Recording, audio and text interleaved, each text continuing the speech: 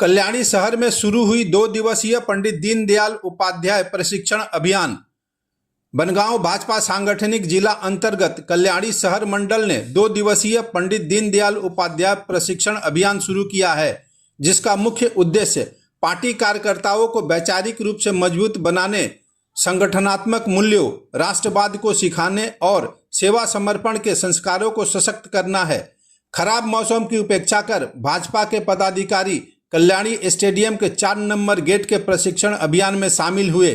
आयोजित प्रशिक्षण के बारे में भाजपा नेता ने क्या कहा, संगठনের বিভিন্ন বিষয়বস্তু এখানে উপস্থাপন করা হয়েছে প্রদর্শনীর মাধ্যমে এবং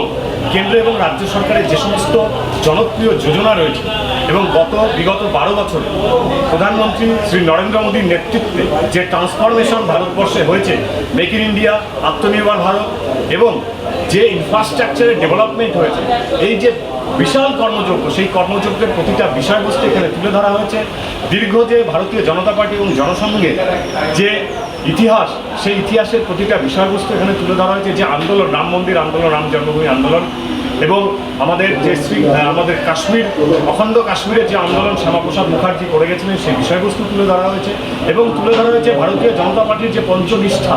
যার উপরে ভিত্তি করেই আমাদের কার্যসূচি বা কার্যক্রম চলে, এই সমস্ত বিষয় আমরা তুলে ধরেছি।